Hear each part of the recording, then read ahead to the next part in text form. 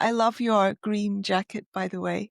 Thank you. I was just feeling pleased that your sweater matched your painting in the background, and now it turns out it also matches your top. So what a great day. Yeah. We're all Perfect. color coordinated. Color is extremely important. I agree. Actually, Zoe and I, last time we argued for Quillette, had a pleasing, accidental, bright color confluence. That was good. I might just dive right in, and I'm going to there was a quotation that really struck me that I wanted to start with. I'm glad you found something quotable. That's already flattering. I found a lot of quotable things. Ooh, that's quotable. Damn it. No rush. Yeah. I might be able to help even, actually, if you tell me what you're looking for. It was about identity politics, and it was about how there was a kind of, yeah, here it is. We might as well start here. I have real problems working out which part of the book to start from, because there are all of the ideas here are interrelated, and that makes it difficult for me to personally to find a starting point. But I think I'll start here. So you say that you're talking about the beginnings of identity politics and the early, I guess this is second, I'm not sure which wave of feminism it is, maybe second wave feminism. And the idea of consciousness raising groups in the women's liberation movement. So I think this is in the 60s, 70s. And the idea was that, as you put it, if women think their situation is a personal problem, for example, a situation within their marriage or their partnership, their relationship with their boss or with their husband, the allocation of childcare in the family, etc. If they think their situation is a personal problem, then they will blame themselves for their failures. If they see their predicament as one that is imposed upon them as women, they will see that only collective political action can change their circumstances. So the point was and remains an important one. Some things that have been thought of as personal problems are in fact political. Calling them personal was a way for those with other interests to refuse to take the political problem seriously. Sometimes it's true then that the personal is political. But it is important to note that what this slogan means is that some things we thought were merely personal issues are in fact political issues. What I thought was a problem with my husband is really a problem with men, or the ways that men and women are permitted to relate to each other in our current social and cultural context. The slogan doesn't mean everything we thought was personal is in fact political, which would mean everything is political, that there is no personal political distinction at all. Of course there is. Your sister has no filter, and for this reason you don't like to attend family dinners. How did you know? This is completely, I just read that sentence. It's completely true. That is not a political problem. The collapse of the distinction between the personal and the political in at least some people's minds has entailed the collapse of the distinction between the moral and the political too. Where we might once have said, whether I attend the PETA demonstration against fur is political, but my own decision about what to eat for dinner is moral, we now tend to roll the two together and see individual consumption decisions as political. So let's start there, the collapse of a distinction between the political, the personal, and the political and the moral, which you also talk about the collapse of those distinctions later. Yeah. How has this come about, and what have the effects been for feminists specifically and for our political culture in general? I mean, the how I'm actually less sure about. All I'm really sure about is that they have come about because they can be widely observed, and then the implications of that. And maybe partly what I'm arguing for in the book is like, this would be a helpful thing to a helpful set of distinctions to reinstate. So the problem that I can observe, I just think in our now, I don't know, do you think is that everyone or is that a particular generation at the moment? What I observe, but I am in the university context, is the politicization of everything and this sort of excessive, I want to call it moralism, but that sounds like there is a moral political distinction. So it's like politicization and then making absolutely everything part of your political crusade. So all of these relevant distinctions that I think could actually help us a lot have sort of been lost. And it's interesting, like the bit that you just read, it's sort of picking a few different fights at once, right? Because one is the second wave feminists really liked this slogan, the personal is political. And I think in its time, it did a lot of really useful work. And that can be a hard thing. Like you start to critique something because the pendulum maybe has swung too far. Now, that's sort of what I'm trying to say. I think it really did do its important work at its inception. Like it was really important for women to realize that like it's not just their marriage or it's not just their sex life or it's not just their partner being violent. That is all really important. But now maybe we're in a moment where like it would be helpful to almost tell the opposite message. Like, mate, not everything is political. Like not every single like thing that seems wrong to you in the whole world or about your life is a matter of your like intersectional oppression or whatever. Like just dial it back a little bit. So I think that's what I'm trying to do in that. That's one of the things I'm trying to do in that part of the book is say like time for a little dialing back on this personal as political thought. And yeah, maybe by the end of the book trying to say like let's get a clearer grip on some things really are just about me as an individual. Some things really are my moral for me, but that means they're sort of personal matters of conviction. They're not like a crusade for everyone. And some things are really still a case where we need collective action and we need to get those distinctions right. Yeah, I mean, I have definitely noticed this collapse, and I think it's part of what's driving the purity spirals that you talk about in the book. I don't think you use that terminology exactly, but you talk about a kind of people's anxiety and condemnation of other people for working with, and we'll come back to what it means to work with someone, working with the quote unquote wrong people. Part of that is a culture of catastrophization where there is one example of something bad having happened to you or out in the world, and that is immediately taken as symptomatic of a major political issue that needs to be tackled. And I think that is a very unhelpful way of looking at life and also a very anti-resilient way of looking at life. I agree. And also, this just came up in a class I was doing last week, actually. It's very hard to then intervene on, right? So say like a police officer a white police officer kills a black man, the catastrophizing reaction sets in and suddenly you have like terrible structural violence against African Americans. The thing that needs to happen there is for somebody to fact check that, right? But the people who try to fact check it, they just get absolutely like vilified as these like terrible bigots who don't care about races. It was more like, what sort of priorities do you have to have that's your impulse to fact check? I was actually talking to the students about this in the context of fact checking suicide claims about trans youth, because it's equally like really catastrophizing narratives, but there's something like about the feeling of like checking that it's true, intervening on the catastrophizing. And so maybe that's just to say, you get this additional social dynamic of like how to stop that catastrophizing from running away. One thing that you also say is that there has been this kind of shift. At first there was a leftist struggle that many feminists were part of, or not at first. At one point in time, there was a leftist struggle that many women were part of. Yeah. And women's issues were part of that struggle, but they were somewhat deprioritized.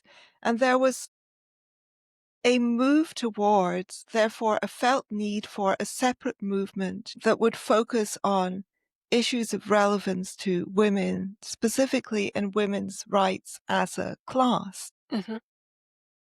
And there was a kind of brief moment in which that was the ascendant thinking. Mm-hmm. That was a kind of golden age of feminism. And then that idea that we needed separate campaigns for different for people with specific forms of oppression just metastasized into intersectionality, in which it's everybody needed a separate campaign because they were not just a woman, but a Black non-binary, a Yeah. Black non-binary immigrant woman whose father was Moroccan Berber and whose mother was Yes. paraplegic, Yes. But the logic left-handed. is the Yeah, same, right? So you can see how that the logic has a life of its own. Like you need a yeah. separate movement that really speaks to your interests. You should not let yourself be subordinated to another group's interests. Okay, yeah, so that logic carries on. Well, if women, then why not Black women, and why not lesbians, and why not women with disabilities? Okay, well, if women with disabilities, why not Black women with disabilities? And so it's not incoherent. Like the same principles are being applied. The problem comes in at the political level, that you've just got this massively fragmented set of groups that are competing for resources and attention, and you're not being politically smart, I guess, about working together and what you could realistically achieve that would help a great number of people. Yeah. It encourages competitive victimhood and infighting. Yeah, I remember, absolutely. Yeah. you remember during the Women's March after, this was, I think, 2016, after Trump's first election, there was a Women's March in Washington. And I was following it on social media, and I actually went on the march, which I feel slightly embarrassed about in retrospect. Is this the Pink Because, Hats March, or that's yes, the early? Pink Yes. Hats March. But Great I turnout. went, I mean, amazing. Yeah. yeah, I went to it I went in Buenos Aires. I didn't wear a pussy hat, but I went in Buenos Aires on a kind of solidarity women's march there. Yeah. And I remember when the Women's March was first announced, it was said, this will be a march and it will be about women's issues, and the people who should be leading the march should be women. So it was very inclusive. And then the complaints quickly started rolling in. It said, you haven't mentioned Black women, so Black women don't feel welcome. Do you mean Black women aren't welcome in this march? And then it was, you haven't mentioned disabled women. You haven't mentioned deaf women. You haven't mentioned Muslim women. You haven't mentioned, and it got just more and more ridiculous. Right. You're like, but It I was like, said women, all of that is covered. yeah. And I'm reminded of that in the Progress Pride flag as well. The rainbow flag already included everybody. Yes. And so why do you need extras, an extra stripe, for example, to show that people with brown skin are included? This is almost like, that joke that sexist male comedians tell about their girlfriend, like interpreting everything in the worst possible way that sort of old women can come up with. Oh, you look good? Oh, do you mean I normally don't look good? Like that sort of thing. It seems like that for a political movement, right? It's like, if I say women, what's the least charitable interpretation or the most insulting interpretation? It must be if I don't mention these specific kinds, then I hate Yeah. them and don't want them to come. And I kept saying right from the outset, I mean, not just me, but many people, as soon as you start mentioning people individually, this is why you must never get up at your birthday party and make a speech where you say, I'd like to thank Holly Yes, and I'd like to thank Claire, and because you're going to you forget forget. people and those people will be insulted to Absolutely. have No, been you're right. You're forgotten. right. If you start it, you have to finish it. Yeah. And you can't finish it if your kind of larger set is all women everywhere of every type. Yes. And it's not Yes. even clear how many types and categories there can be. You're Yeah. just going to be going on apologizing for having failed to mention specific groups forever. Yeah. I wonder what would the people who support doing that say? I guess they would say something like feminism has been so white and middle class.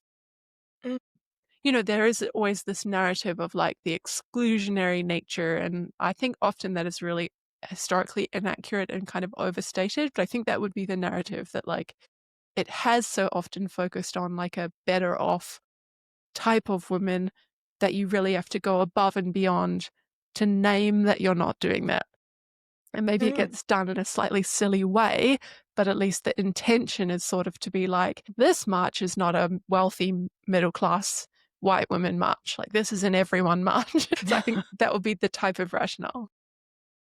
Yeah, and then it seemed as though after that there was a kind of after that sort of big bang and expansion of the feminist universe, there was a kind of big crunch, and that resulted in what people are calling the omnicause. Yep. That suddenly, rather than splintering off, which clearly doesn't work, everything was just bunched back in together. And because you can't talk about everything at once, you then get this phenomenon where certain issues take center stage and everything else is considered subordinate to that. Yep. Yep. And I find that very disturbing, especially when the central issue is one that I don't agree with to begin with, which at the moment it is Yeah. No, with the well, Free me too. Palestine stuff. Yeah, me too. But that's, can we just stop there for a minute? Like, in terms of Yeah, of spend a bit more We can time on stop that. wherever you like. Oh yeah, no, because I just would be interested to talk a bit more about this thought, because I think what you just said is very interesting. Like, there was the sort of fragmentation into a million little splinters, and now there's maybe it's a reaction against that. It's coming back to the omnicause. I think that's quite interesting, because how I have been thinking about it is more like there was feminism, but then the left blob took over. So it's like there kind of was feminism, but as per usual, in the sense that, like, that's what Marxism was. Like, Marxism wouldn't give feminism enough attention. Feminism splintered off for about 3 seconds, but then it's almost like Marxism in its new incarnation as like new left or whatever won again. Like, and the left purism for me, I've been diagnosing as like, it's just the left is very like, it's culturally hegemonic, at least in our country at the moment. So what you're calling, I don't know if they're the same thing, but I would say what you're calling the omnicause, I'm calling the left.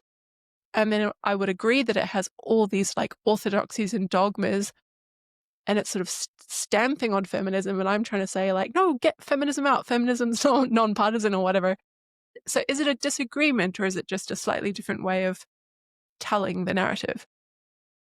Yeah, I think it's maybe not a disagreement. It's more like feminism is lip service is paid to feminism amid a kind of long list of other things that leftists are I'm generalizing a lot when I say leftists, of course, that in particular, many academic leftists are supposedly against. So there's a long kind of creed and litany, but it's very clear that there are specific issues that are prioritized. And I think that, one place where I see those issues prioritized, and this might be a little bit digressive from the specifically feminist thing, is the accusation of pink washing. Mm-hmm. That seems to be tied to an idea that gay rights have to take second place to the more important issues, which might be anti-racism or Black rights or Palestinian rights or whatever it might be, so that you can be expected to be even on board with supporting regimes that are literally killing gay people. Yep. You need to put your own personal considerations aside, because somehow that issue, that cause, has become viewed as less important, that there's an Okay. inevitable stratification and Do you know what my brain hierarchization is of doing? My brain causes. is coming up with better word, like pink bleaching, for example. Because it's not it's not like the rainbow washing where it's like you put the Yeah, veneer it's of the rainbow. different, isn't No, it? it's like you have to completely obliterate. Maybe you pay some mild lip service, but you're basically like completely wiping it out because you've decided these other things are more important. But maybe what you're pointing to is like, but you still kind of mention it from time to time. So it seems like you haven't just chosen Yeah. when it came to the trade-off of values. Yeah, that's really interesting. Yeah. So when people say that feminists shouldn't work with the right, can you start by, I guess, steelmanning that position? Yes. So one thing that I think that they have in mind is whatever issues it is that they as leftists feel most strongly about. And I guess it can be anything that you've just mentioned from the leftist omnicause. Maybe it's Palestine, Like maybe it's anti-racism measures in whichever country. Maybe it is often abortion rights, I think, for American leftists in particular, or anywhere that issue is back on the agenda in a serious way. There is a fear that leftist feminists working with the right. These terms are so imprecise. I'm sure we'll get to that, but I'll just speak in the language of the binary for now or whatever. The fear is that working across party lines will end up having the result that those issues you really care about don't go your way in the future. So you're basically trading one issue off. Now that you care about gains for one issue, you're trading off against losses to another. And just to make that more precise, because that was a very abstract way to tell it, the objection might be like, well, gender critical feminists think they can make gains on resisting the ideology of trans activism by having a non-partisan coalition or by teaming up with a party on the center-right or right. But actually all that's going to turn into in the future is like losing abortion rights or losing women's right to vote or whatever it is, like some dramatic thing that's much worse for women than the thing that you would stand to gain in the short term. So I think that's one way to tell the objection. But if I'm honest, like from all my thinking about this and trying to understand what's really going on with the policing. No, you said to steelman it, so let's not do that. Because I'm just really going to start. We'll come back to the really objections in a moment. Yeah, good. Right, so that's one thing. What else is there? Yeah, so I guess maybe this is more general, but one thing that I tried to do in the book was kind of strip away the like feminism specific stuff and think about like what are the genuine ethical objections to working with other people, and then you can put the meat of the feminism and the right back on the bones of that. And I guess I did manage to find some things where, yeah, like an ordinary person would think that it's kind of wrong to work together, like don't set yourself up for future reciprocity obligations. That would be one way to think about it. Like you're going to get together with some right-wing think tank because they're going to help you with funding for now, but then you're kind of going to owe them one in some loose sense in the future, and who knows how they're going to cash that in. Maybe that's not quite a steelmanning of the left-wing feminists saying you shouldn't work with the right view, but it's a like concession that they can have perfectly legitimate moral reasons to think that it can be a bad idea to work together with certain people on certain occasions. Yeah, I mean, it feels very, the idea that you will lose the same rights you're campaigning for further down the line, that seems to have been pretty much disproven by history. Right. I mean, it was, for example, under Tory government in the UK that gay marriage legislation was passed, that marriage equality legislation, as I prefer to think of it, was passed. Yep. And that was precisely because it became a mainstream issue. People courted mainstream opinion on this, i.e. not exclusively leftist opinion. And they extracted it out from that leftist block thinking. It wasn't, you've got to be a leftist to agree with this. It was just, you can agree with this from a leftist perspective. You can also agree with this from a conservative perspective.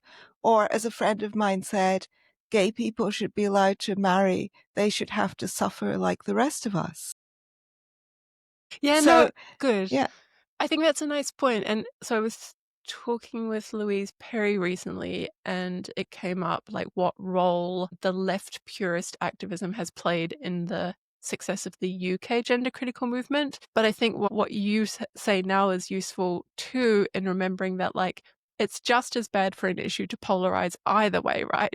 So what has happened with that issue in Australia is that it has polarized, and especially in America, it has polarized into like, oh, the right wing don't want trans rights and the left wing do. And the fight, I guess, of course, was to try to avoid that being the framing, that like it's a conservative thing to not want to treat people in accordance with their gender identities. But you're right, like whether something is flagged or tagged as right wing or whether it's flagged or tagged as left wing, they're as bad as each other in the sense that then all the centrists or all the people who don't care or all the people on the other side are then just immediately put off the issue on tribal grounds, and it can go either way. Yeah, you need to try to avoid making your issue only appeal to one side. You need to create as broad a bipartisan appeal as possible if you care about your issue. Yes. Yeah. But then it does reveal, right, that when people are so strident about keeping the issue within their team, or at least it suggests, maybe reveal is too strong, but it sort of suggests that something else is going on, that it is more about the tribal lines or the interpersonal relations or the maintaining the dominance of that group into the future. Like, if it's not politically savvy, it's not likely to end up in this trade-off later on. Actually, it's a really good way to turn something into a normal issue. Like, if that's, I mean, maybe it's just like there's a lot of ignorance about that. So then, okay, that is what people think will happen, but they're just really wrong about it. Or we kind of know that that's true, but we're just so interested in maintaining our political tribal coalitions that we don't really actually care about that. So we're telling these dramatic stories about losing abortion rights, but really it's just about keeping our leftist cronies together or our right side cronies together. And I think that is kind of my suspicion, that a lot of it is like, but we, us and them, like, we don't do that, we don't believe that, we don't like that. Ugh, it's really alienating. I think some people do also want very specific things. So when they say that they genuinely would like their brand of feminism to be victorious in this struggle. So it's a struggle about the public definition of something. It's about who owns this cause and what specific policies and attitudes and what kind of results, what do you want the cause to result in? Mm. So you can certainly also feel that the cause is being betrayed by people who have misinterpreted it and have hijacked it for their own purposes. So you can actually be not tribal, but just be very, very, have a specific view of what you want. And especially if that view is one that might otherwise be a minority view that just doesn't have wide appeal, but you can still believe it's the right thing. No, I think that's right. I guess the interesting question is going to be like, for how many people that feel that passionately, can they tell you what that issue is? And for whom that issue doesn't just change quite quickly as times change, like in 3 or 4 years as things just sort of move on, are they just as passionate about the next? Like, for me, where I've really observed that, obviously, is from trans activism to Palestine, right? It's just like exactly the same activists who would have been yelling on this thing are now yelling at slightly different members of the UOM faculty. Like, it's the same people. So, okay, so is that like a person who's really got a contentful commitment to the left, like, or they would call it the left, but it's the specific set of issues, and so they really just feel distressed to see anyone like betraying the cause? I agree with you that there are some people like that.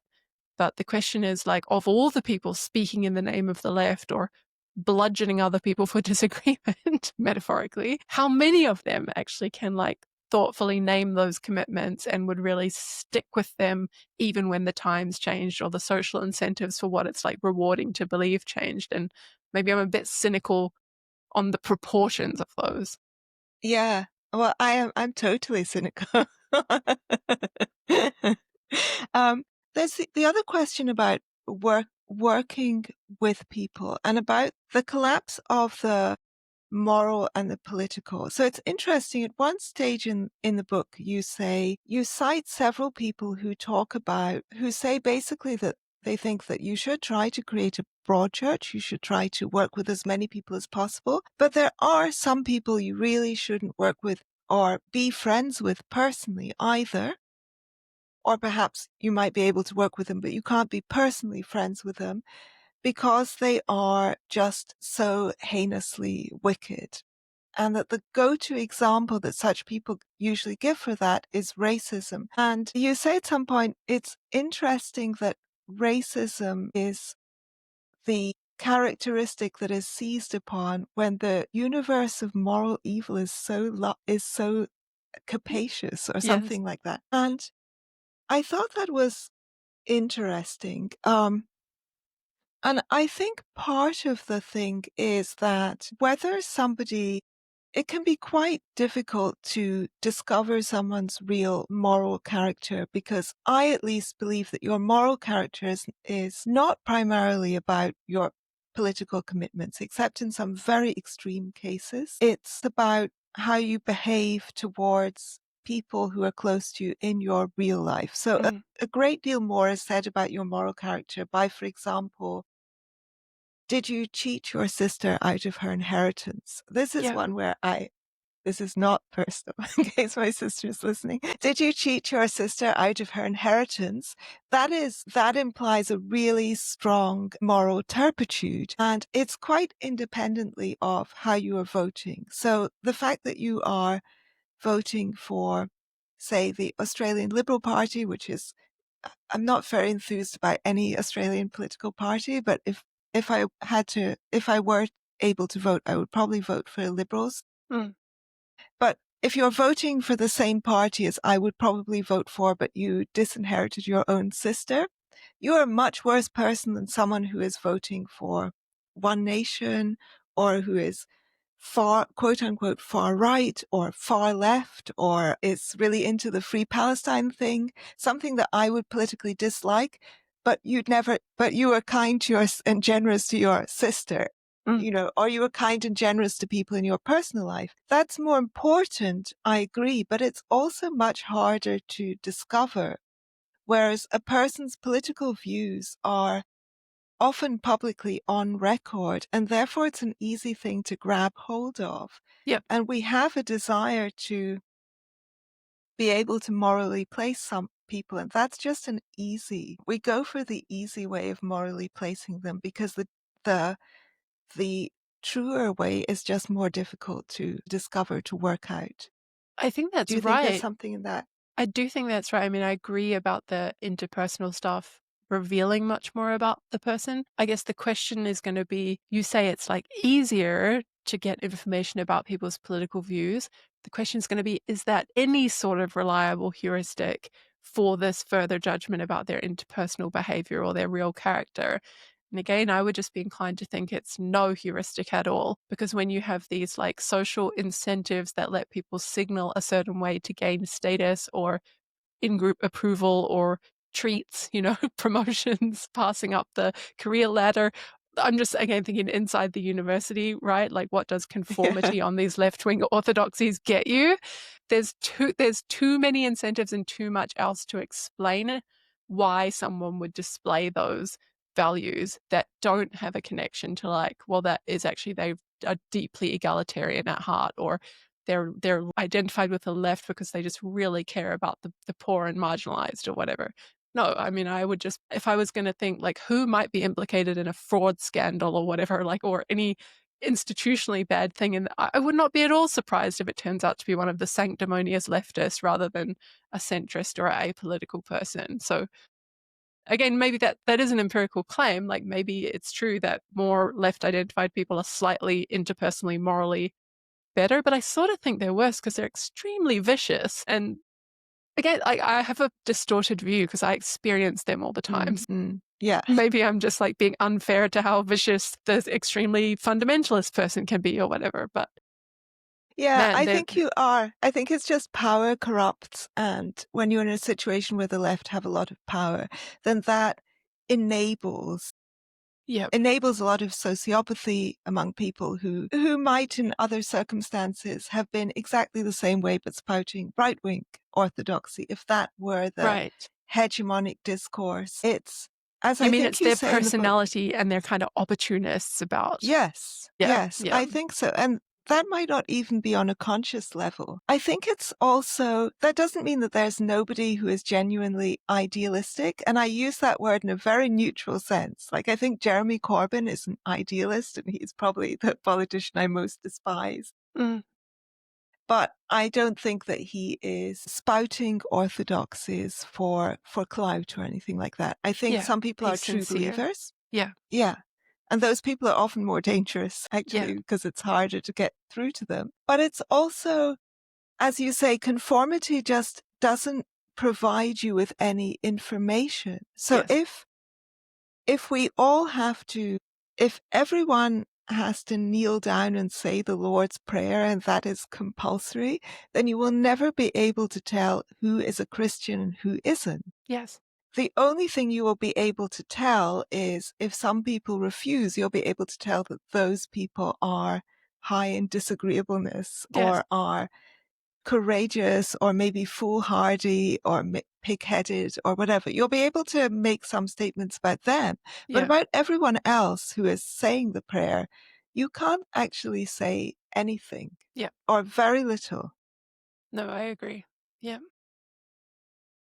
Yeah, so it's something that you come back to again and again in the book, which is, on the one hand, surely there's got to be a limit beyond which you wouldn't go in your associations. Like, is there, or actually that was begging the question. So maybe I should just ask the question instead of making circular reasoning like this. Is there a limit? Is there a limit? Yes. Do you think that there are certain people who one should not associate with? And do you think there are certain people, a slightly separate question, who one should not be friends with? And also, do you think those things can be separated? I think you imply that they can be separated. So, for example, is there someone whose personal behavior is so heinous that you would not want to work with them professionally, even if it would be very much further the cause that you believe in? Do you think um, do you feel that there is a cutoff point for that? Yeah, I do. It's maybe clearer for me on the friendship point, and it does just relate to things that I feel strongly about. I'm like interested in feminism, but long before I would have had any theoretical understanding at all or called myself a feminist, I was just absolutely repulsed by these sort of, when we were undergrads at university, these boys that would just cheat on their girlfriends constantly. And in these like really disgusting ways, like boys that I was sort of nominally friends with, I would be friends with their girlfriends. The girlfriends would be absolutely lovely human beings and really doing a lot for the boys. And the boys would just be in the like toilets at the most disgusting pub in Dunedin, having sex without a condom with someone and bringing like sexually transmitted diseases home to my friends.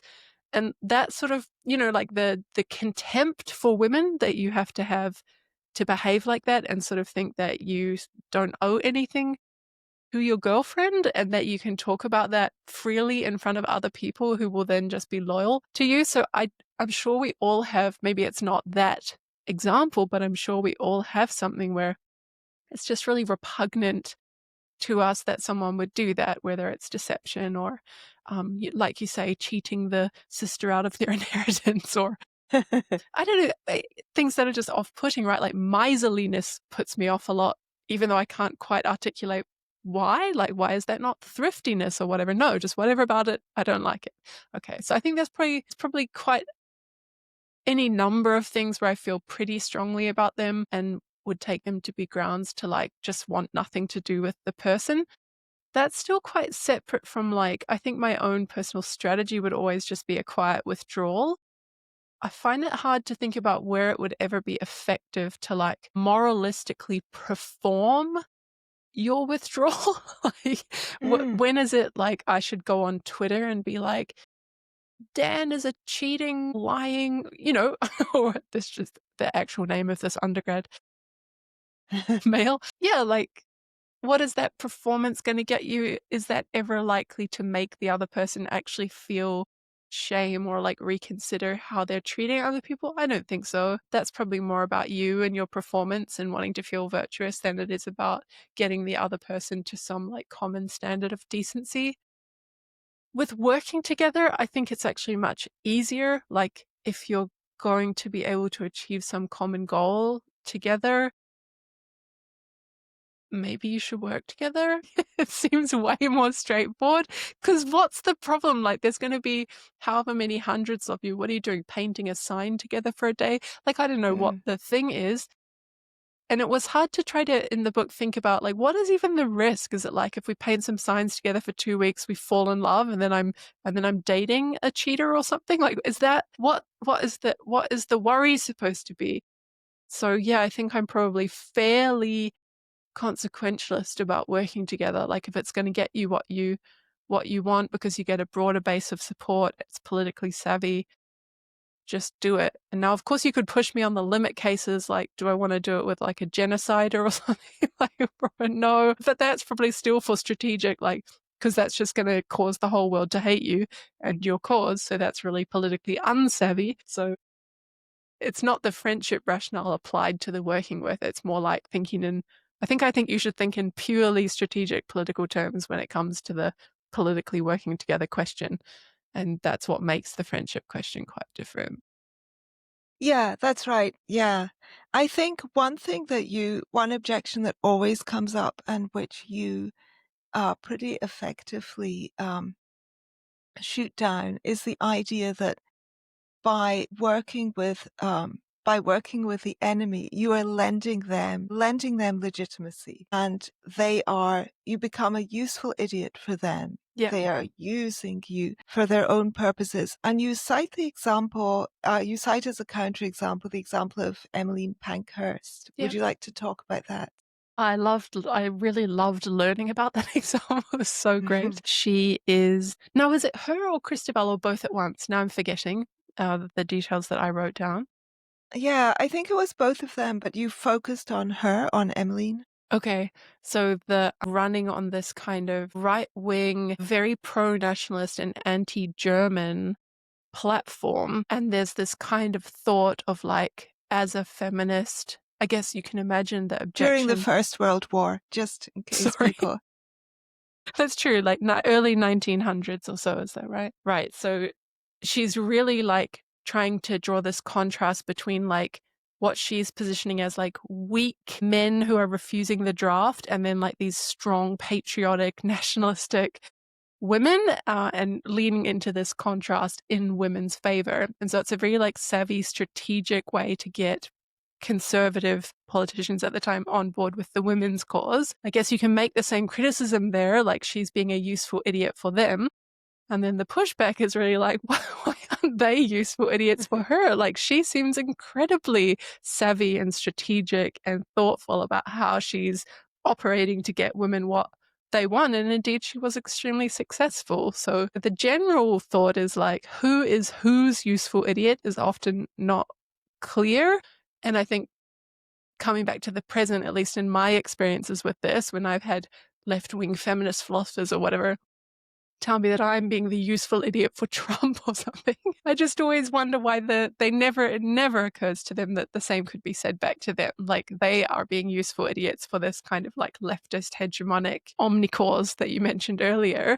They're trying to shut down other women acting in the name of feminism. So who's the useful idiot here, mate? Like, at least we can have a conversation about it. Looks like fairly balanced between us.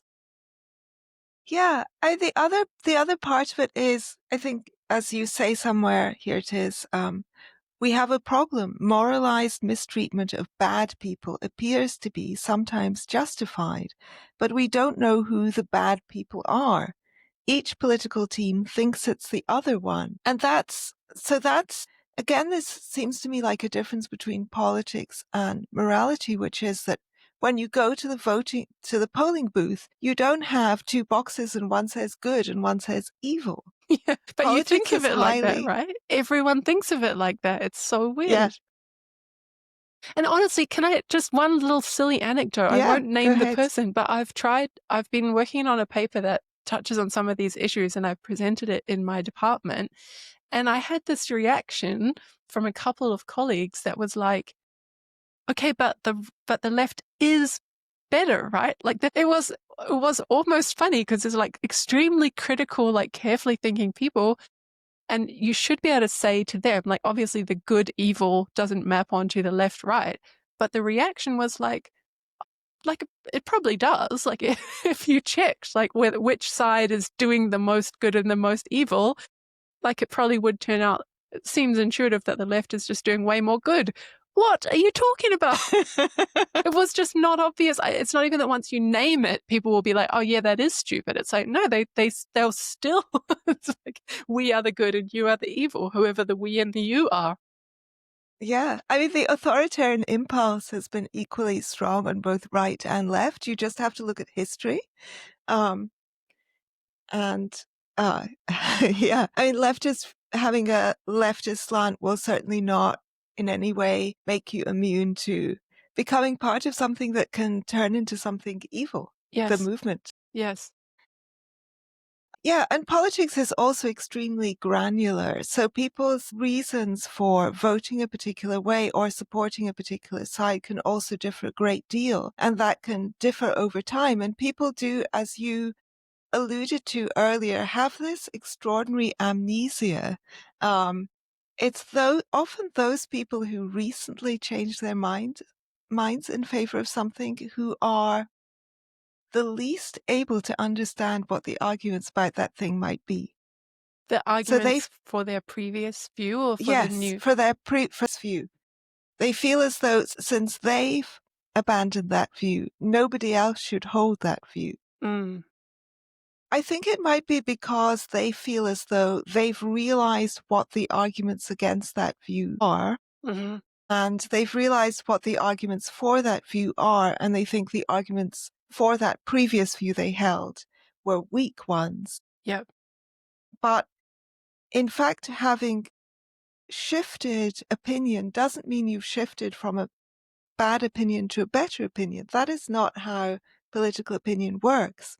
You could have been right and have shifted over to being wrong. Mm. You could have understood things well and have shifted over to understanding them more imperfectly, or vice versa. And that's a process that could happen multiple times. But are you saying that specifically in the domain of politics because of how it often works by interpersonal ties or tribalism or whatever? Or are you saying that as a general point, we can often change our beliefs in ways that are not like getting us closer to the truth? Yeah, I think as a general point, we can often change our beliefs in ways that are not getting us closer to truth. Even if our reasons for changing were good, we may be overlooking other reasons that might have made it more correct to stay with our first intuition.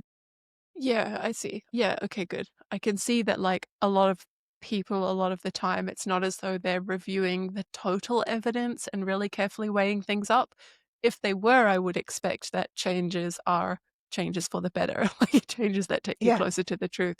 But it's true if you just like you're in the right mood and you happen to read this one article and for whatever reason it tells the right joke and moves you in the right way and then you kind of like the idea of yourself as someone who changes their mind, so then you go around proclaiming about your new view. Yeah, of course that could just be like you're just more wrong now, but in a way that makes you more interesting at dinner parties or something. Yeah. Yeah, it's also that I feel in political questions in particular, which are often very thorny questions, it's why we have politics. It's because people fundamentally disagree on things. And these are often very large macro things, and they often have many knock-on effects, not all of which are foreseeable. And so they're complicated issues. So I certainly personally feel that I'm never really surveying all the reasons. I'm never surveying all the terrain. Yeah. I'm always looking for my keys under the lamppost. Yeah. It's just that I have moved from one lamppost to the next one, and now I'm looking for my keys under this new lamppost, which is illuminating some other aspect of the issue. And to me, it suddenly feels as though, well, this is the important aspect. Mm-hmm. This should be the key decider for people. Mm-hmm. And I notice even in myself that I have this weird amnesia about how I felt before. I feel as though I quickly start to forget why it was that I was convinced by my previous stance. Oh, that's And I interesting. quickly start to feel people who do take that stance are idiots. Maybe this is the difference between like a philosopher, like, because I feel like I'm really carefully tracking all my previous reasons and then I Mm, can mm. articulate, like, I used to think men couldn't be feminists and now I think that men can. And here's exactly when I changed my mind and on the basis of what objections. Like, and maybe part of the thing of like, you get to think about the thing full time for 3 years and write a book, or for a month full time and write a lecture. You get that feeling of like a more comprehensive or total consideration of the arguments or review of the evidence or whatever. So even if it's quite a discrete or narrow topic, I can often feel like no, I really get it, and I really have made up my mind in a considered way, and I've really steelmanned my opponent, and like I'm confident. I'm never certain, but I'm like pretty confident that I'm making progress rather than just shifting around. But yeah, that's probably just a real privilege of like having this academic position or whatever and having the time, or I don't know. Maybe you just have a better organized mind. That seems like I a think that's flattering way very to describe possible. it.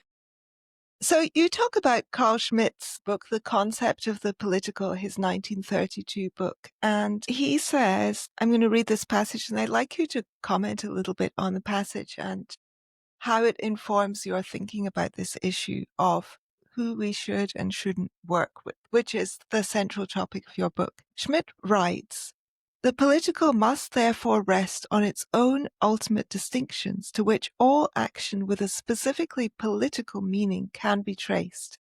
Let us assume that in the realm of morality, the final distinctions are between good and evil, in aesthetics, beautiful and ugly, in economics, profitable and unprofitable.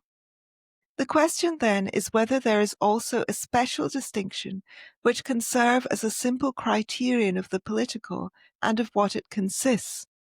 The specific political distinction to which political actions and motives can be reduced is that between friend and enemy. Yes.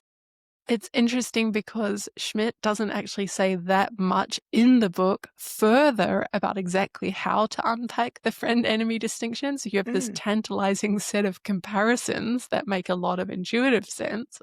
Yeah, good and evil, and beautiful and ugly, and friend and enemy. Okay, I kind of get it. And I haven't read all Schmitt, but I did have a student last semester who had read considerably more Schmitt than me and said it's not that it's like unpacked somewhere else and you just have to read that and then you're fine. So there is a bit of trying to fill in exactly what that distinction means. But from what he does say, the little that he does say further, it's something like a way of life, such that the way of life is or isn't compatible. So in like a pluralistic liberal society, we could like agree to disagree about quite a lot of stuff. Then we would all be friends, according to this friend-enemy distinction. The enemy is the one that like it is going to have to be a fight to the death for your way of life. That is where there would be war, for example. So then, yeah, there's an interesting kind of question about exactly what gets like what kinds of issues divide people in that way. And I guess certain sorts of religious differences are going to go in there. Maybe differences between like individualism and communitarianism would be serious enough. Like if you can do them within liberalism and just be like freedom of association, but if you do them to the point that like there is no choice and no freedom of exit, you have a communal state or a communist state, for example, that might be the kind of thing where the liberal individualist state and the communist state would be enemies. Again, they would have to be separate or fight it out for who would win. And that was in the book sort of playing the role of, am I remembering that correctly? My own book, like trying to work out whether the left purist feminists could possibly be right that there's political enemies between, that it's a good way to describe that we should describe ourselves as political enemies. And I think my conclusion was, no, that's really overblown. And at least if we're following Schmitt's terms, like we're all kind of friends here and we should just like work together on the things that we care about. I can't even remember if I'm telling that dialectic correctly. So you've read it more recently than me. Correct me if I'm wrong. Yeah, I think it's, so what do you say? You say, what does Schmitt mean when he says that friend and enemy is the final distinction of politics? These words are not being used in their ordinary way. So he's not talking about friends, personal friends. It is not that questions about individuals are moral questions and questions about groups are political questions. We could ask the moral question in both cases. Is this individual evil? Is this group evil? And if so, is spending time with them or in them likely to make me evil or more likely to make them good? Which I think comes back to your idea of who's the useful idiot for whom. Yeah. We can also ask the political question in both cases. Is this individual my enemy? Is this group my enemy? And if they're not, indeed, they could be my friend in Schmitt's sense. What reason could there be not to work with them? I would go further than that and say that they could be your enemy and there could still be a reason to work with them if you have a Bigger especially enemy. if you're a bigger enemy. Yes, exactly. This Yeah, always good. comes up in sci-fi shows, like The aliens come and you band together or whatever. you band together. Yeah, I mean, well, even you band together with a genuinely evil race of aliens, like even cartoonishly evil, against an even greater threat. In Stargate Atlantis, which I'm currently watching, this will mean nothing to you because you're a person who has a life. Um, the Atlantis team up with the Wraith, who are these people eating zombies, against the replicators. And the replicators are like the sentient AI that's going to turn the entire universe into paperclips. Okay. And actually in Star Trek Discovery, Janeway and her crew ally with the paperclip making people, the Borg, against species 846, I think they're called, who are even more frightening and powerful. So even being enemies is not enough to prevent you from possibly working together, forming some kind of temporary alliance, although that's always a very dangerous proposition. But I think it's interesting that you say later down here, the different distinctions of morality in politics make it clear that one can be evil while being a friend and good while being an enemy. So I can see the being evil while being a friend, and I'm a little bit less clear about what an example would be of being good while being an enemy. Well, I mean, I guess just think about someone who you like a lot for all their interpersonal virtue reasons, and yet they are, say they're a communist, and you just think that's the most shocking way to organize a society. And I you've do. seen so do I. Look at history. Like, yeah, but of course you could think that person's charming and likable and fun to get a drink with, and you really like how they relate to other people. And I have some of those experiences in my life, actually, just kind of like people with shocking views who are nonetheless like fun to hang out with or whatever. Yeah, I think maybe the moralizers, like some of the people I cite in the book about friendship, would just say like, oh, it's absolutely, you just can't hang out with those people or whatever. I don't know. So it's just, I think it's to make the point that it's one thing to have your big ideological commitments when it comes to how the state or the world should be organized, and it's just quite another thing what your values or virtues are, or how you treat people, or what it's like to spend time with you. You can be great and you could be a lovely dictator, I guess. Well, if you're a dictator, that's problematic because then you're forcing your way of life upon me, and that's incompatible with my Yeah, but what freedom if to you're choose my own visiting? way. You're like a visiting dictator to like you're Oh, North yeah. Korea's dictator visits Australia and he does an interview for Quillette and you get along well. That could be fine, right? Seems unlikely, but I guess Seems not quite unlikely. completely impossible. It could happen. I think, well, there's got to be some, I mean, I think I'm going to set some limits here, and Kim Jong-un is going to be one person I will be personally friends with, no matter how charming he appears to be. But I do think that one interesting thing that you say in the book is that part of it has to depend on how much power a certain faction has. So for example, if you live in a society in which everybody agrees, or almost everyone agrees, that homosexuality is a sin and it is a capital offense in your society, for example, then on the one hand, the fact that someone you know personally agrees with that says a lot less about them than it otherwise might, because of the conformity effects, and also because this is something that's been presented to them as the truth for all of their lives, and this is the environment that they're in, and we are influenced by the thinking that is around us. But at the same time, if you're in a society where you have a friend if you made a friend who thought that way at Melbourne Uni, you would probably be quite amused by that. Yes. And you might like that person, be having some drinks with them, because it's quirky or whatever. Yeah, it feels very unthreatening, because it's hard to quite credit that those really are their views, and it's impossible to tell because they will never be able to. Their views are never going to become the majority views anyway. And maybe there's a tipping point at which there's a significant minority of those people that you begin to feel they're toxic. Yeah. And that's kind of how I feel about anti-Semitism, actually, that when I encounter a few maverick people who are just like, the Jews caused everything, you are just a nut. But when I start to feel that there are too many of those people around, I Yes. get more and more uncomfortable with each individual. Each individual begins to feel like more of a potential threat. So there is a kind of threat assessment thing. Yes, I think Element that's to right. this. Yeah. I had this feeling really about Victoria's interventions on the Sea Isle. So it seemed to me like at the time they were really treating so that, the whatever 16 teenage boys in bucket hats do a Nazi salute, and then the Nazi salute is banned in Victoria. That seemed to me like the kind of case where someone just is in the most like progressive, this was 2023, I think, like you're in Melbourne, just these 16 idiots with these really stupid views, and they're mostly going to the gym together. Like they're not even mostly doing the stupid views. Like it's just, you could probably afford to take that as an eccentricity. It's a yuck eccentricity, but it's like, given everything about the context, it's something you could probably just afford to be a little bit trivializing toward.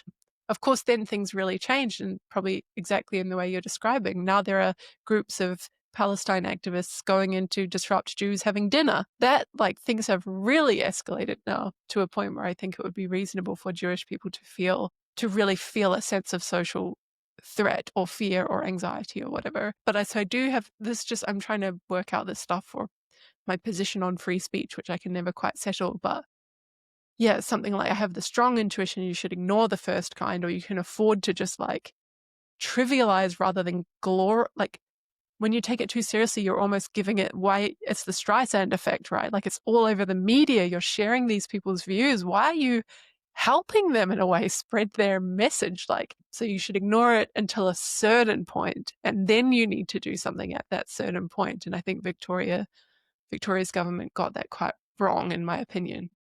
Yeah. Yeah. I think this is one of the topics about immigration also in general, that if you're bringing in a lot of immigrants, you're going to bring in some people who have really objectionable views, who Yep. have virulently anti-Semitic views, some people who really want every woman to be wearing burqa, etc. Yep. And a liberal society can definitely absorb a certain proportion of those people. Right. But it has to You're be always careful. going to have some people with extreme views. And where do you draw the line as to how many people there are? Where do you draw the line between paranoia Mm. and complacency? Yeah. That's an issue that's not restricted to immigration. It's a broader issue, I feel. No, Where does it that's flip right. over? And what sorts of interventions too, right? Because with immigration, you could just decide, like, we're going to have to be quite careful about the proportions. Like, that's going to affect our immigration caps, or from what countries or religious groups we take immigrants. But it's a different question. Once you have people here and you have this situation escalating, what are the interventions that actually radicalize people and make them dig in or spread the word? And what are the interventions that actually, like, successfully get people to shut up or tone it down? And actually, I just don't know. I think that's a very interesting empirical question. I would expect that it's something like serious fines or jail time make people shut up. But I don't know. Maybe they make people radicalize and make people into martyrs. And yeah, I would just want to like consider that whatever work there has been done on what sorts of interventions are successful. Yeah. Yeah, so it's interesting that in the book you're talking about um um the book is about people who think that feminists should not work with the right. And you do also talk a lot about why feminists should not work with the left because of the deprioritization of feminism, that at best, women's issues, even if it was gender critical feminism of a kind that you yourself personally agree with, at best, it's going to be one issue among many, and quite possibly not the most important. It's going to be deprioritized. And there are always trade-offs when you deprioritize things. And so you end with the suggestion of, you call the last chapter Moving Forward with Nonpartisan Feminism. So I have read the chapter, so I do know kind of what you mean, but maybe you could explain for our listeners, how does one do that? I guess the thought is, once you've dispensed of the idea that feminism is owned by the left, in this more broad sense that the left sort of positions itself as owning all the minority movement. So once you've dispensed of that idea, it's not a distinctively left project. Once you've blown up the distinction between the left and right, actually, and realized like how hard it even is to make it in any sensible way, and you've got people to the point that like maybe it just makes more sense to name the policy issues you're passionate about and work with the people that you can make progress on those issues with, then it's like the path is kind of clear for people who care about women as a class, or people who care about abortion rights, or whatever it is, just to make the sorts of coalitions they can. And that can just be almost anyone, right? It's like whoever will listen and whoever has resources and whoever has good tactics, and let's just get things done. So yeah, that is the sort of vision, like more taking myself to have argued against the idea that like this is really a left-owned, left-loyal project. And once you're free of that presumption, you just get on with doing what you like with whomever you like. Yeah, I can't argue with that. What did you read what do you think Pauline Hanson's going to think about being featured in my book? Do you think she'll read it? And do you think she'll be mad or flattered? I think she'll come over for tea. I hope so. She's such an interesting woman, and I really I was saying this to Louise Perry as well. I always try to stuff as much Australiana or Kiwiana into my books as possible, because it's like everything is so America centric. Yeah, And so yeah, I really know. enjoyed like finding out a bit more about her career and having her as the like hard case in the chapter. Yeah, I don't know that much about her actually, but I'm going to find out more because now I'm intrigued having read the book.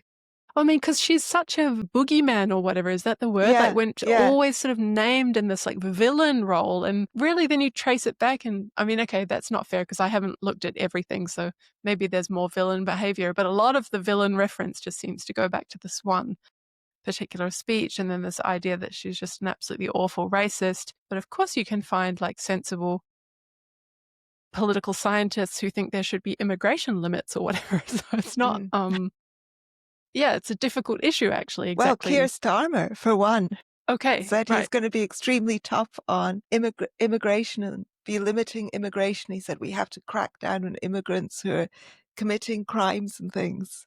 This is the left-wing Prime Minister of the UK. Did he have was there any racial implication to who he meant, or was he off the hook because it was so like everyone and anyone who does crime? Yeah, I think he was probably off the hook for that reason, because it was anyone and everyone, but everybody assumed that they knew who he was talking about. Yeah, because the more that he really was talking about them, the more you have a shocking parallel with how Pauline is treated and how Keir is treated, right? But she did name Asians, so of course then she doesn't have the plausible deniability that other politicians might have. Yeah, and I find that weird because I don't think Asians are a problem. No, it's maybe very outdated or whatever. Yes. Yeah. Holly, is there anything that I haven't asked you that you hoped I would ask you, or anything we haven't discussed that you hoped we would discuss? No, not that I can think of. I don't ever really have hopes coming into these types of things. I'm very grateful if someone's read the book. I'm really glad to talk about it. Yeah, no, thank you. It's been great. Thank you.